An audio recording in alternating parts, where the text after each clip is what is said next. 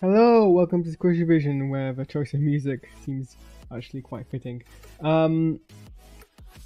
So yeah, this is the Christmas special 2024 of Doctor Who, Joy to the World. Yeah, don't quite know what to make of this. Mixed, I think is my reaction. Certainly it's a episode that didn't go entirely in the direction I thought it would. In typical Moffat fashion, it was trying to tell multiple different concepts, and the plot just seemed an excuse to do that.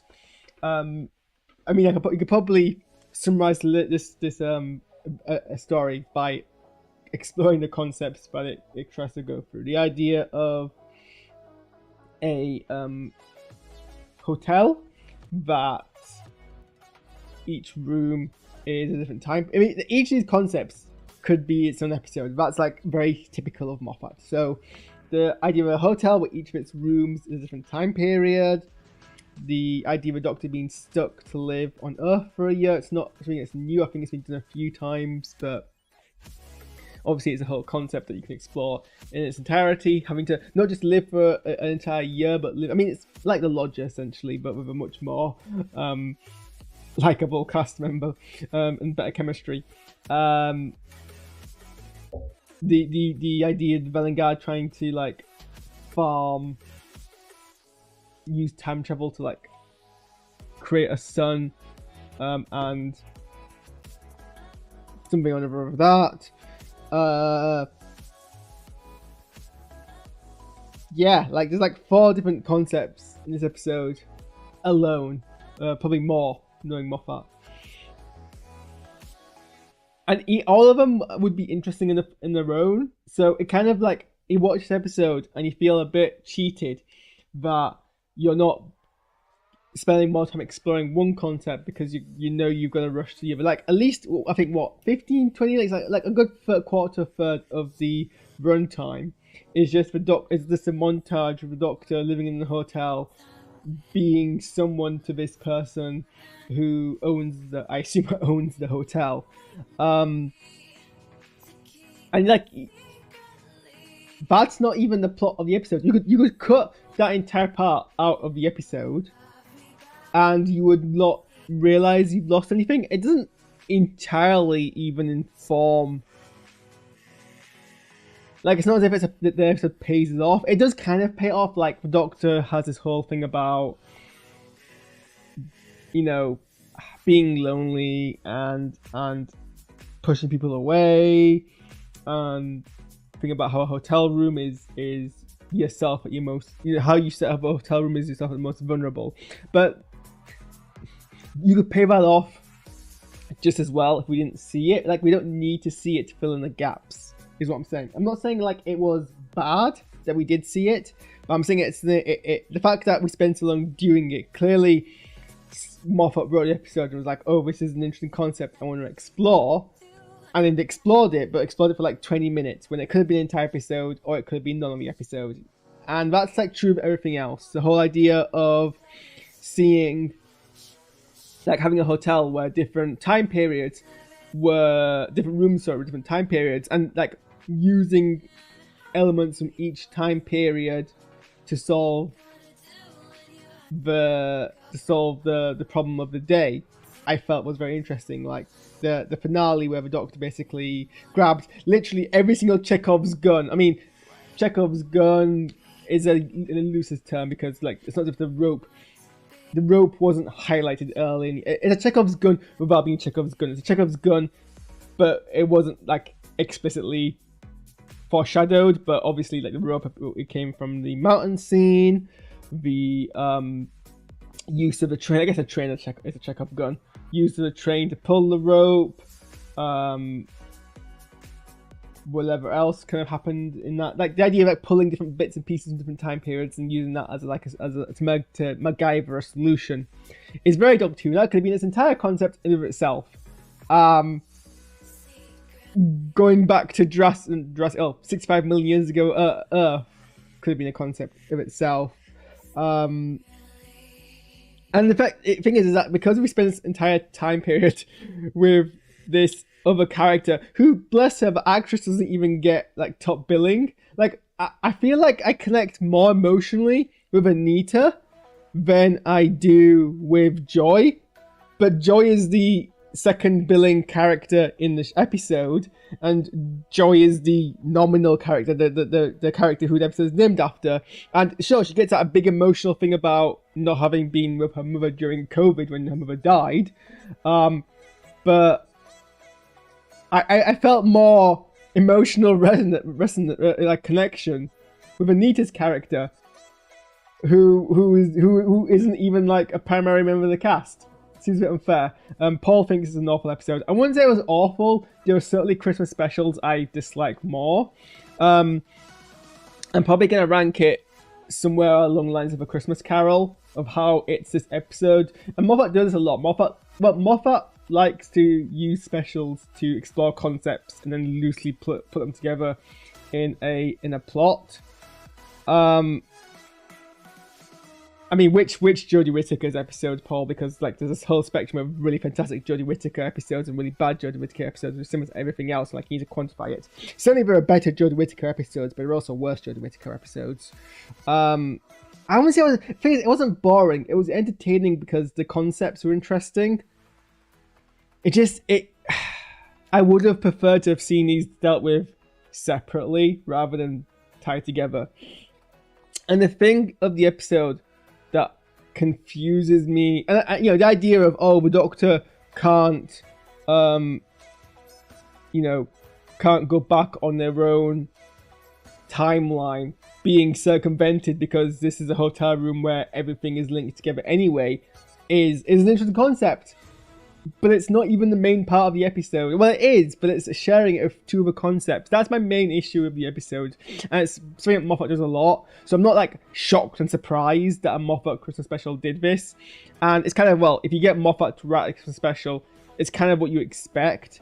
I don't know why you're deleting your messages, Paul. You're making fairly like okay opinions that we can explore. And also they're already in the video anyway now, so too late. The part of the episode that I don't get the most is why Joy needed to sacrifice herself. I mean, as much as the episode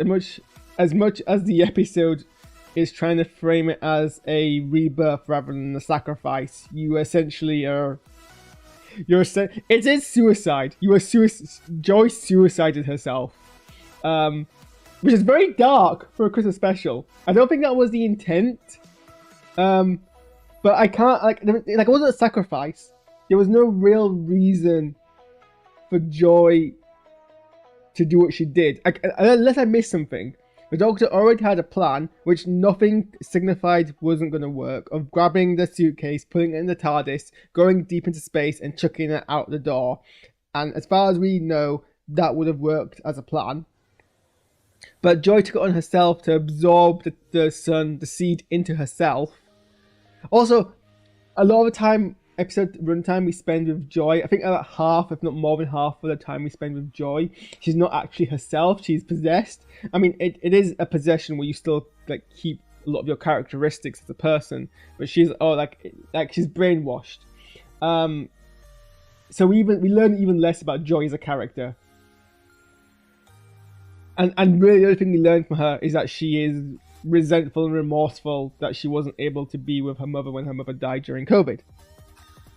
And yeah, we're finally getting to that period of time now where it's becoming a bit more less taboo to make plots about COVID. I remember during the entirety of like Doctor Who, not Doctor Who in particular, but like there was that lockdown special that they made during lockdown, where they were like being very coy about their references to COVID happening, but that was clearly what they were referencing was COVID, but they didn't mention COVID by name. And TV as a whole was like that. Every time someone wanted to set something contemporarily, wanted to set something during COVID, they were being very coy about mentioning COVID because they wasn't sure if it's too sensitive to make a plot out of a crisis we were currently living through. Not that we're not still living through COVID, because it's still a pandemic and it's still ongoing, but whatever.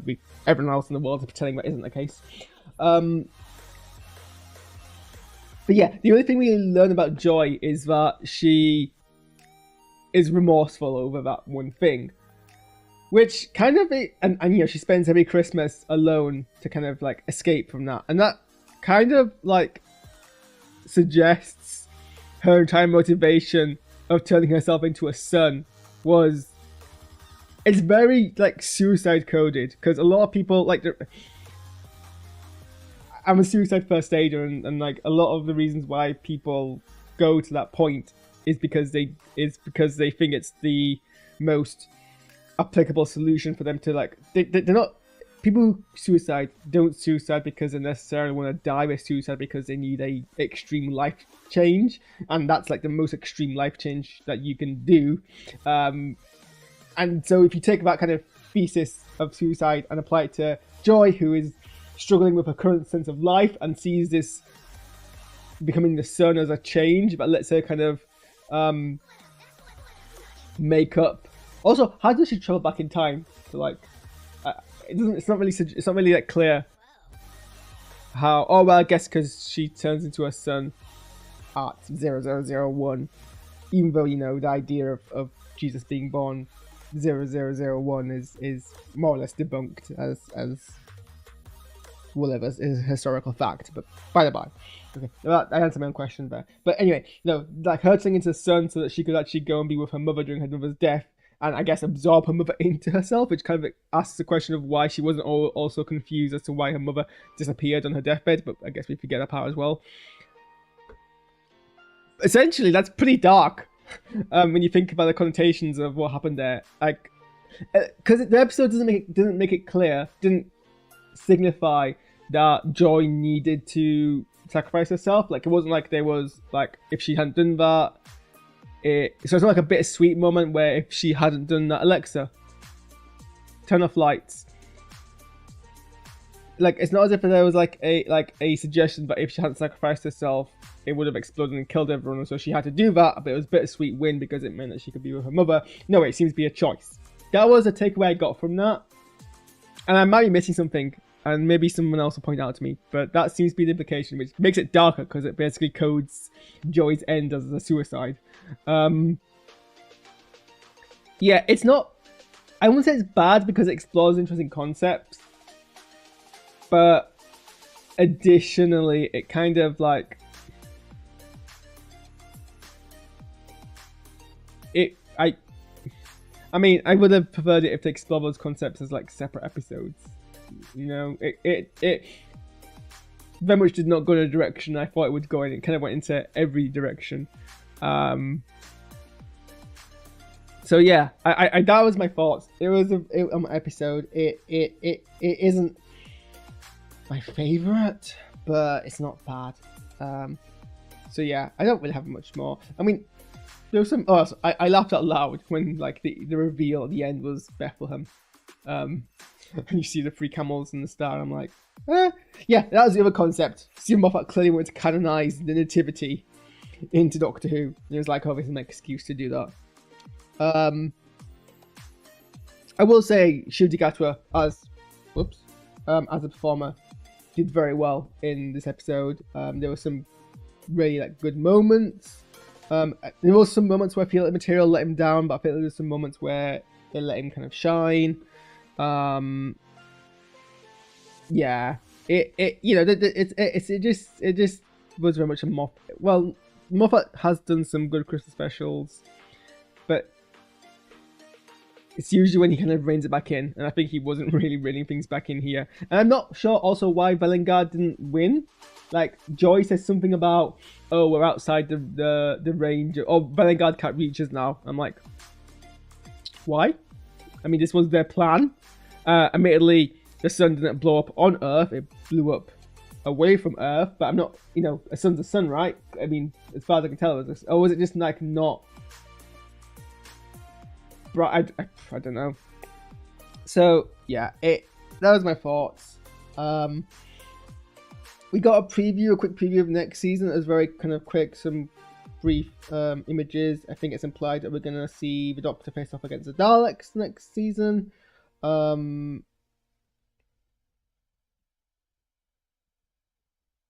We see Ruby, I guess, working for Unit, which is a mess at the moment with how Twisted Series is depicting it.